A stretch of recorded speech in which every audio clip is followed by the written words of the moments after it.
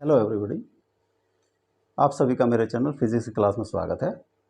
आज हम mechanical properties of solids chapter से elasticity, stress strain, stress strain curve और इलास्टोमर की स्टडी करेंगे। इलास्टिसिटी, अगर हम एक रबड़ का पीस लें और उसको स्ट्रेच करें, उसके बाद स्ट्रेचिंग फोर्स रिमूव कर दें तो वो रबड़ अपने ओरिजिनल पोजीशन में आ जाती है। इसी तरह से अगर कोई वायर है, उसको हम स्ट्रेच करें या कंप्रेस करें और उसके बाद जो डिफॉर्मिंग फोर्स को रिमूव कर दें तो कुछ समय बाद वो ओरिजिनल पोजीशन पे आ जाती है। तो जिस प्रॉपर्टी के कारण कोई भी मटेरियल, कोई भी ऑब्जेक्ट अपनी ओरिजिनल पोजीशन, जो प्रीवियस पोजीशन है, उसको रिगेन कर लेता है, उस प्रॉपर्टी को हम इलास्टिसिटी कहते हैं। उस मटेरियल की इलास्टिसिटी कहते हैं। परफेक्ट इलास्टिक इन्वायरमेंट में नहीं है। क्वार्टज और फोस्फर ब्रॉन्ज ये नियरली परफेक्ट इलास्टिक हैं। इस तरह से मतलब परफेक्ट इलास्टिक वो हो जाते हैं जो परफेक्टली अपनी ओरिजिनल पोजीशन, प्रीवियस पोजीशन को, जो इनिशियल पोजीशन है, उसको रिगेन कर लेते हैं। उसको हम परफेक्ट इलास्टिक कहते हैं। जो अपनी ओरिजिनल पोजीशन को, जो हमने डिफॉर्म की, उसको वापस ओरिजिनल पोजीशन रिगेन करने का प्रॉपर्टी नहीं होती है जिस ऑब्जेक्ट में या जिस मटेरियल में, उसको हम प्लास्टिक मटेरियल कहते हैं। मड, पैराफिन वैक्स, ये अप्रोक्सीमेट प्लास्टिक बॉडी कह सकते हैं हम इनको। अब जो सॉलिड्स का इलास्टिक बिहेवियर के क्या कारण है? जो सॉलिड्स हैं वो एटम्स या मॉलिक्यूल्स से बने हैं।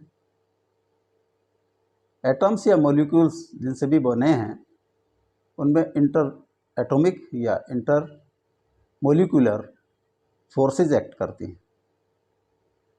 जब मॉलिक्यूल्स या एटम्स एक दूसरे से कुछ डिस्टेंस पर होते हैं तो उनमें अट्रैक्शन फोर्स एक्ट करती है, और जब बहुत नज़दीक आ जाते हैं तो रिपल्सन फोर्स एक्ट करती है। तो जब हम अगर किसी भी बॉडी को, किसी भी ऑब्जेक्ट को हम डिफॉर्म करेंगे, डिफॉर्मिंग फोर्स लगाने के बाद, तो उसमें वो इंटर एटॉमिक या इंटर मॉलिक्यूलर फोर्सेस एक्ट करना शुरू कर देती हैं। और जैसे ही हम डिफॉर्मिंग फोर्स को हटा लेते हैं तो वो जो इंटर एटॉमिक फोर्सेस और इंटर मॉलिक्यूलर फोर्सेस के कारण वो अपनी प्रीवियस स्टेट फिर से प्राप्त कर लेता है, वो रिगेन कर लेता है जो स्टेट उसकी थी। इसको हम समझने के लिए हम बॉल स्प्रिंग का सहारा ले सकते हैं। मान लिया ये बॉल जो रेड कलर से दिखाई गई हैं, सेवरल बॉल्स हैं, इनको स्प्रिंग से एक दूसरे से जोड़ा गया है। अगर किसी भी बॉल को हम डिस्टर्ब करेंगे तो दूसरी बॉल्स उसको पुनः फिर से रिगेन करने में, उसकी अपनी ओरिजिनल पोजीशन रिगेन करने में हेल्प करेंगे। जैसे फॉर एग्जांपल, अगर हम इस बॉल को इस तरफ को डिस्टर्ब करें फोर्स लगा के, तो जो ये स्प्रिंग है ये इसको अपोजिट डायरेक्शन में वापस करेगी, और क्योंकि ये दोनों स्प्रिंग भी इसको पुल करेंगी, ये स्प्रिंग नंबर 2, स्प्रिंग नंबर 3 भी इसको वापस जो है इसी पोजीशन पे लाने के लिए पुल करेंगी। तो इस तरह से ये अपनी रिगेन फिर से अपनी, अगर फोर्स हटा लेंगे तो ये फिर से अपनी पोजीशन पे पहुंच जाता है। इसी तरह से किसी भी बॉल का हम एग्जाम्पल ले सकते हैं। मान लिया ये बॉल है, इसको हम किसी भी डायरेक्शन में डिस्टर्ब करेंगे तो कुछ जो जिनमें कॉन्ट्रैक्शन होगा वो स्प्रिंग जो है उसको पुश करेगी, और जो जिनमें एक्सटेंशन होगा वो पुल करेगी और उसको अपनी जो प्रीवियस पोजीशन में ही ले आएंगे फोर्स हटाने के बाद। इसी तरह से जो इलास्टिक मटेरियल होते हैं उनमें इंटरएटॉमिक या इंटरमोलिकुलर फोर्सेस एक्ट करती हैं। जब हम उसको किसी भी पार्टिकल को या किसी भी एटम या मॉलिक्यूल को हम अपनी पोजीशन से डिस्टर्ब करेंगे तो वो जब हम डिफॉर्मिंग फोर्स उससे रिमूव कर लेंगे तो वो फिर से अपनी प्रीवियस पोजीशन रिगेन कर लेता है। यही उसकी प्रॉपर्टी इलास्टिसिटी कहलाती है। अब स्ट्रेस, जब हम किसी भी ऑब्जेक्ट पर डिफॉर्मिंग फोर्स लगाते हैं तो उसके इंटरनल अंदर फोर्सेस डेवलप हो जाती हैं जिनको हम रीस्टोरिंग फोर्स कहते हैं। अगर हम कोई वायर है वो यहाँ पे फिक्स्ड है,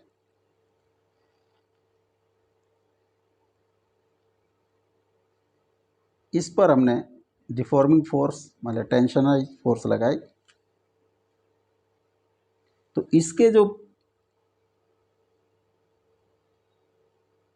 जिनसे बना है मॉलिक्यूल या एटम से, उसके अंदर जो है एक रीस्टोरिंग फोर्स डेवलप हो जाएगी।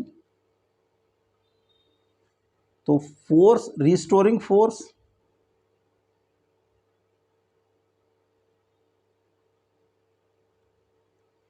Per unit area of deformed body is called stress. जो रिस्टोरिंग फोर्स है वो पर यूनिट एरिया वो स्ट्रेस कहलाती है। अब जैसे मान लिया इसका डिफॉर्म यहाँ पे ए, तो रिस्टोरिंग फोर्स इक्विलिब्रियम में वो एफ के इक्वल होगी, तो stress will B restoring force upon cross sectional area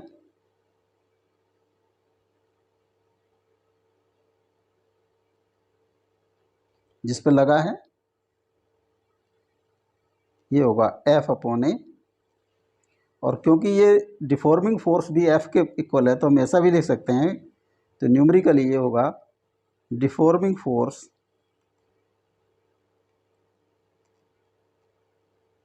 upon area A. इस तरह से ये स्ट्रेस होती है। अब स्ट्रेस, टाइप्स ऑफ स्ट्रेस, सबसे पहला है नॉर्मल स्ट्रेस। जो फोर्सेस सरफेस के नॉर्मल लगते हैं, देखिए 90 डिग्री पर लगते हैं, उनको नॉर्मल फोर्सेस कहते हैं। और जो उससे जो स्ट्रेस डेवलप होती है, रिस्टोरिंग स्ट्रेस, उसको हम नॉर्मल स्ट्रेस कहते हैं। नॉर्मल स्ट्रेस का फर्स्ट पार्ट है tensile stress, compressive stress and bulk stress. तो टेंसाइल स्ट्रेस में अगर हम किसी बॉडी को F4 से बोथ साइड स्ट्रेच करें तो इसमें जो रिस्टोरिंग फोर्स डेवलप होगी वो भी F के इक्वल होगी। इसका मान लिया area cross sectional area A है, तो tensile stress will B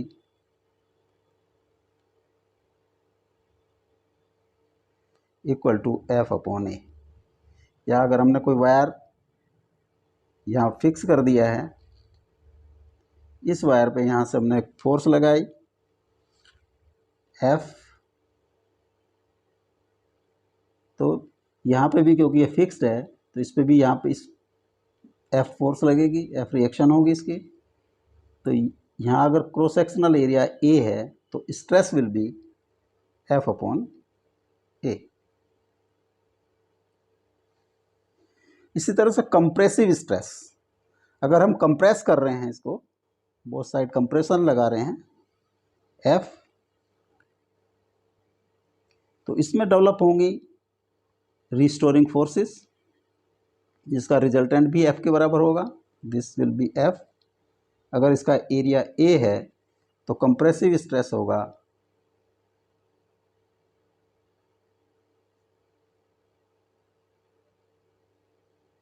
restoring force upon area F upon A। Third type है इसकी हाइड्रोलिक स्ट्रेस या बल्क स्ट्रेस। अगर इस पर चारों तरफ से सिमिलर फोर्स, हम चारों तरफ जो फोर्स है वो इक्वली डिस्ट्रीब्यूटेड है, तो उसको हम कहते हैं बल्क फोर्सेस, एंड जो स्ट्रेस डेवलप होगी उसको हम बल्क स्ट्रेस कहते हैं। मान लिया कोई एक बॉडी है, उसका इनिशियली जो इनिशियल शेप थी उसकी, और उस पर ऑल साइड इस पर फोर्सेस लगी हैं, ये जो है इक्वल फोर्सेस लगी हैं, तो इसका फाइनल साइज, ये फाइनल शेप हो जाती है।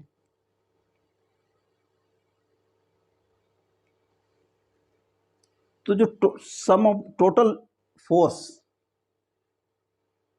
फोर्स जो इसमें, जब इसको फोर्सेस लगाएंगे तो इसमें अंदर की साइड से रिस्टोरिंग फोर्स डेवलप हो जाएगी, जो इक्विलिब्रियम की कंडीशन में जो हमने डिफॉर्मिंग फोर्स लगाई उससे इक्वल होगी। तो जो फाइनल जो इसका रिस्टोरिंग फोर्स है, टोटल रिस्टोरिंग फोर्स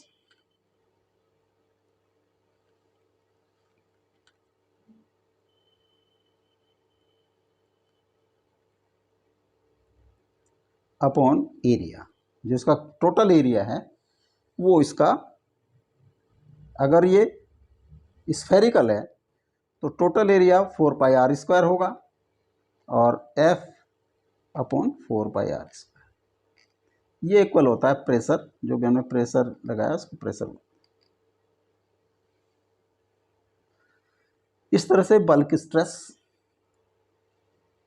ये सेकंड पार्ट है इसका, सेकंड टाइप है स्ट्रेस की, टेंजेंशियल और शियरिंग स्ट्रेस। अगर ये बॉडी है, इस पर हमने टेंजेंशियली अपर सरफेस पे टेंजेंशियली एक फोर्स लगाई, तो इसमें जो स्ट्रेस डेवलप होंगी उसको हम कहते हैं टेंजेंशियल स्ट्रेस। मान लिया ये जैसे फिक्स सरफेस है, ये वाला फिक्स फेस है, फिक्स कर रखा हमने, ये सब फिक्स है, यहाँ पे हमने F फोर्स लगाई, और इसका जिस पे फोर्स लगा, जिस सरफेस पे, मान लिया इसका एरिया A है, तो ये जब टेंजेंशियल फोर्स लगाएंगे तो इसकी साइड यहाँ पे इस तरह से आ जाती है, और ये वाला फेस जो है इस तरह से यहाँ पे ये बन जाता है।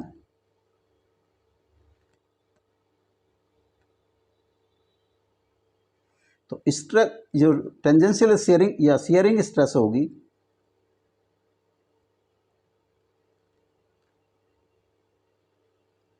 Will be F upon A, यानी कि फोर्स और जिस एरिया पे लगी है वो जो है उसे डिवाइड कर देंगे तो शियरिंग स्ट्रेस आ जाएगी।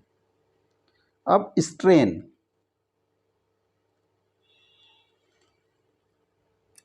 स्ट्रेन क्या होती है? चेंज इन शेप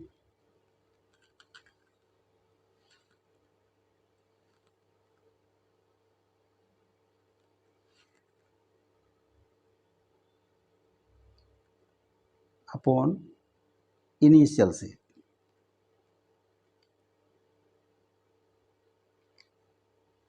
तो अगर लेंथ में चेंज हो रहा तो change in length upon initial length, volume में चेंज हो रहा तो change in volume divide by initial volume. तो ये टाइप्स ऑफ द स्ट्रेन जो फर्स्ट टाइप है वो है लॉन्गिट्यूडनल स्ट्रेन।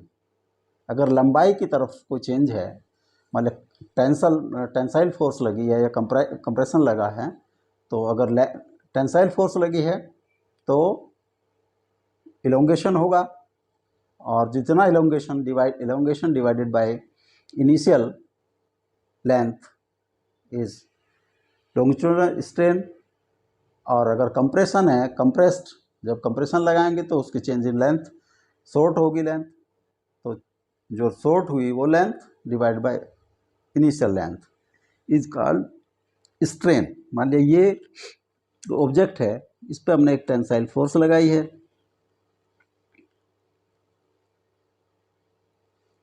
यहाँ इस पर एक टेंसाइल फोर्स लगा दी।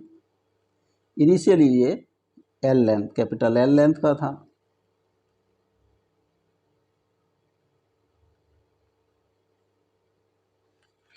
अब जब टेंसाइल फोर्स लगाई तो ये यहाँ से थोड़ा इलंगेट हो जाता है। सपोज ये जो इलंगेशन हुआ ये डेल्टा एल है, तो इस कंडीशन में स्ट्रेन होगी, strain will be longitudinal strain will be change in length, यानी कि length extension delta L upon L.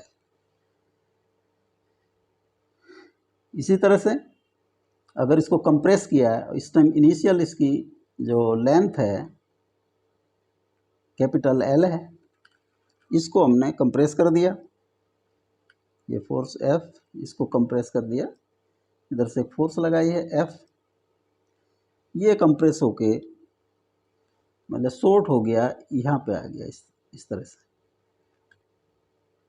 तो इसका जो शॉर्ट हुआ वो ये है डेल्टा एल, तो स्ट्रेन होगी, strain will be delta L by L. जितना चेंज इन लेंथ हुआ उससे हम इनिशियल जो ओरिजिनल लेंथ है उसे डिवाइड कर देंगे।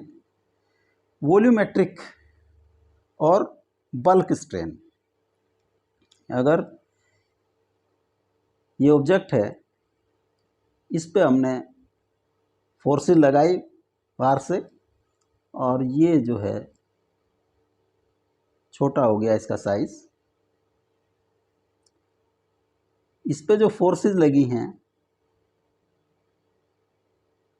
उसके सेम ही रिस्टोरिंग फोर्सेस डेवलप हो जाएंगे, यानी बाहर से लगी हैं तो अंदर भी रिस्टोरिंग फोर्सेस डेवलप हो जाएंगे। इसका मान लिया इनिशियल वॉल्यूम, जो इसका वॉल्यूम था, इनिशियल वॉल्यूम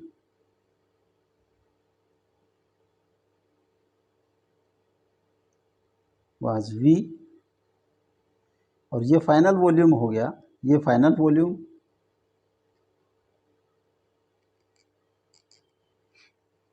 V1। तो चेंज इन वॉल्यूम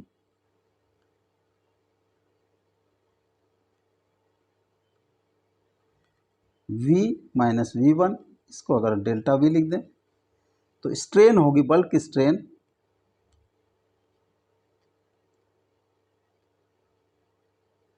वो होगी change in volume divide by initial volume. इस तरह हम वॉल्यूमेट्रिक या हाइड्रोलिक या बल्क स्ट्रेन की कैलकुलेशन कर लेते हैं। नेक्स्ट है शियरिंग स्ट्रेन।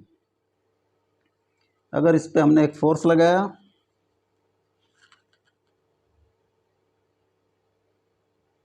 एफ फोर्स, ये डिस्टर्ब हो जाएंगे इसकी साइडेड, मान लिया ये साइड यहाँ पे आ जाता है, ये पोजीशन यहाँ पे आ जाती है, और ये कहीं यहाँ पे इस तरह से,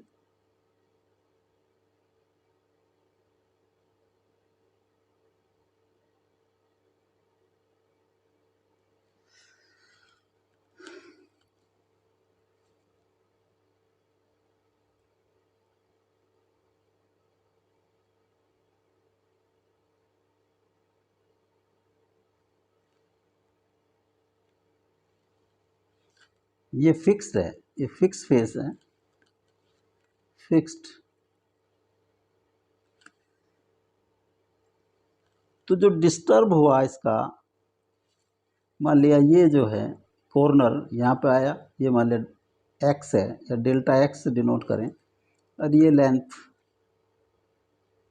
एल है, if this is theta, then shearing strain will be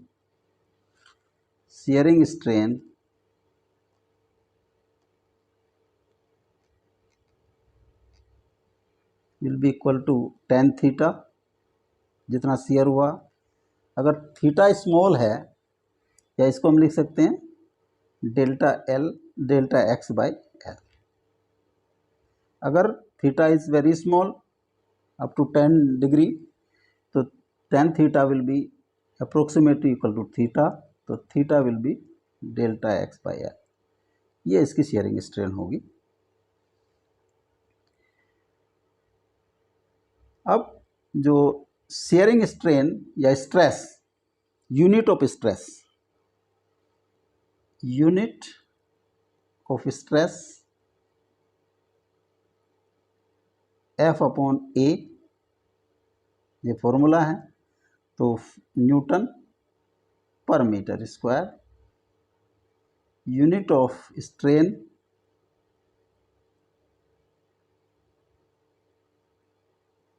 delta L by L,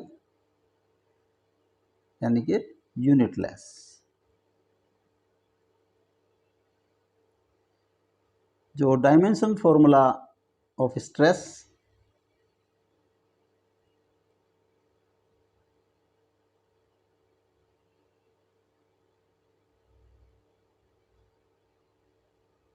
force का डायमेंशन फॉर्मूला होता है ml टी की पावर -2, और एरिया का एल स्क्वायर, तो ये हो जाएगा m l की पावर -1 टी की पावर -2। ये स्ट्रेस का डायमेंशनल फॉर्मूला है। अब dimensional formula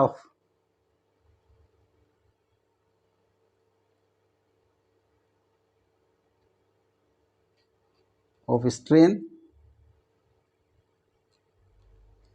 dimensional formula of delta L upon L, तो दोनों का क्योंकि डायमेंशन सेम है, तो हम लिख सकते हैं m0 l0 t0, यानी कि डायमेंशन लेस।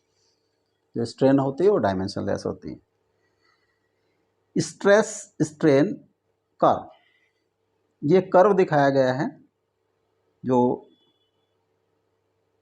मेटल को, अगर हम मेटेलिक वायर है, उसमें हमने टेंशन प्रोवाइड किया, और टेंशन को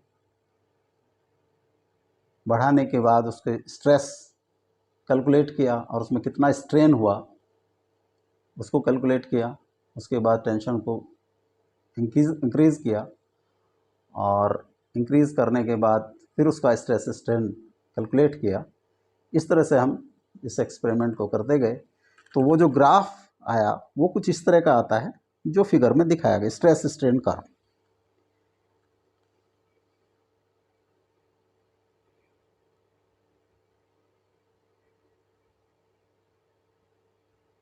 इस तरह का ग्राफ आता है।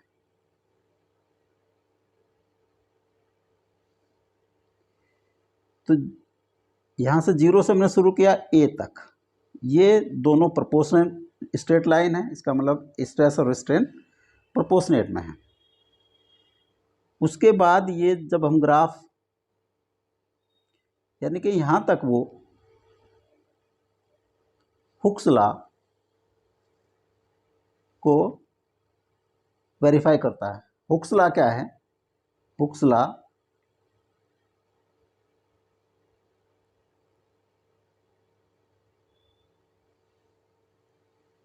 फॉर स्मॉल स्ट्रेन्स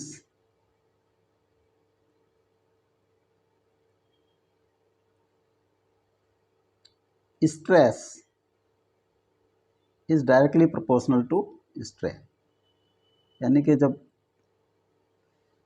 कम हम डिफॉर्मेशन करते हैं तो स्ट्रेस डायरेक्टली प्रोपोर्शनल टू होता है स्ट्रेन के।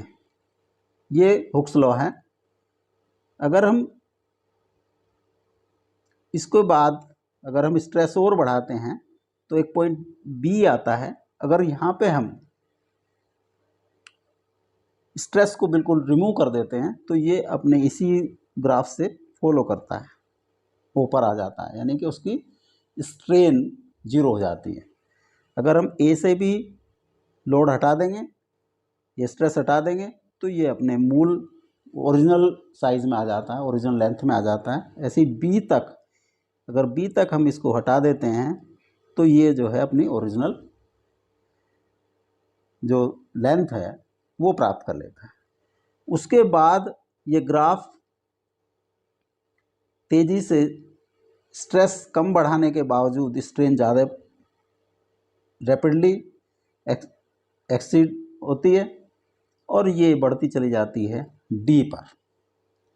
डी तक पहुंचने के बाद अगर हम स्ट्रेस ना भी बढ़ाएं तब भी स्ट्रेन बढ़ती चली जाती है और ई पर जाने के बाद वो वायर ब्रेक हो जाता है, टूट जाता है।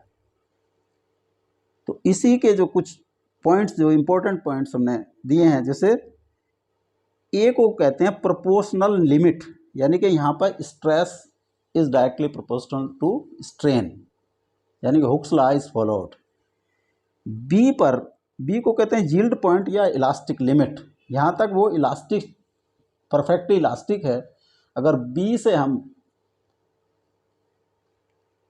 स्ट्रेस को हटा देंगे तो वो ओरिजिनल स्थिति में, ओरिजिनल पोजीशन में आ जाता है।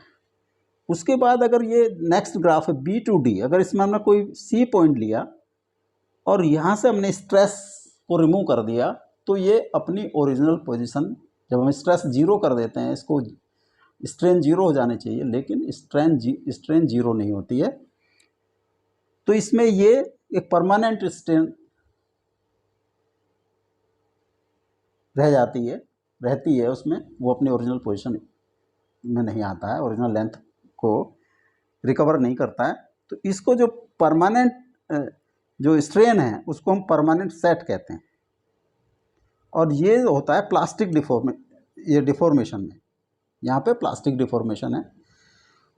तो जो बी पॉइंट है जहाँ पे इसका इलास्टिक का काम करती है, ये यहाँ पे जो स्ट्रेस है यानी फुल्ली इलास्टिक की तरह काम करती है मटेरियल जो है, यानी कि इसको हटाने के बाद स्ट्रेस को हटा दें तो ये अपनी ओरिजिनल पोजीशन में, ओरिजिनल लेंथ कर लेती है। तो यहाँ पर जो स्ट्रेस प्रोवाइडेड है उसको हम यील्ड स्ट्रेस कहते हैं, यानी कि इस मटेरियल की यील्ड स्ट्रेस कहलाती है। और इस पॉइंट को बी को हम यील्ड पॉइंट कहते हैं।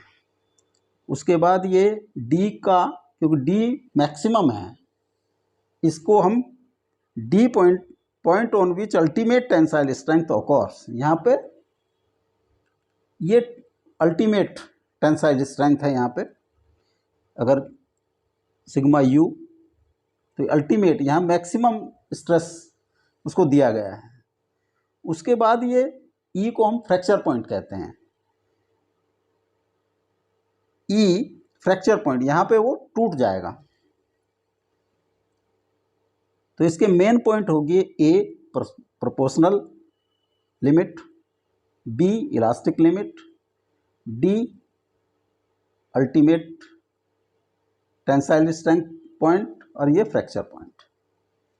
इस डी और ई को ग्राफ दिया हो तो उससे हम पता कर लेते हैं, पता चल सकता है कि वो मटेरियल ब्रिटल है या डक्टाइल है। ब्रिटल मतलब जो टूट जाता है, जैसे हथौड़े से चोट मारेंगे तो टूट जाएगा, और डक्टाइल मीन्स कि वो उसको, हम उसको प्लेट के रूप में कन्वर्ट कर सकते हैं, वो फैला सकते हैं उसको चोट मार के। तो जो जब अगर डी और ई पास पास हों, यानी कि जैसे ही अल्टीमेट स्ट्रेंथ पर पहुंचा वैसे ही वो फ्रैक्चर हो गया, टूट गया, तो तब वो ब्रिटल कहलाता है। अगर ये डी और ई में डिस्टेंस ज़्यादा है, इट मीन्स कि उसको हमने अल्टीमेट पर पहुंचा, उसके बाद भी हम वो टूटा नहीं, तो उसको हम, ऐसे मटेरियल को डक्टाइल मटेरियल कहते हैं।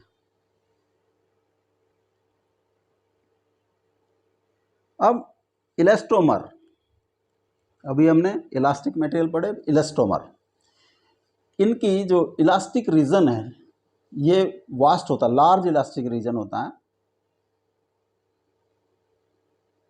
ये हुक्स लॉ का फॉलो नहीं करते, हुक्स लॉ को फॉलो नहीं करते हैं, और इनका प्लास्टिक रीजन डिफाइंड नहीं होता, छोटा होता है और डिफाइंड नहीं होता है। इनका अगर स्ट्रेस स्ट्रेन कर्व खींचें तो स्ट्रेस स्ट्रेन कर्व कुछ इस तरह का आएगा, यानी कि हम स्ट्रेस थोड़ा सा देंगे, स्ट्रेन बहुत ज़्यादा होगा। ऐसे ही हम अगर स्ट्रेस बढ़ाएं तो ये, और एक लिमिट पे आके ये जो है स्ट्रेन कम हो जाएगा।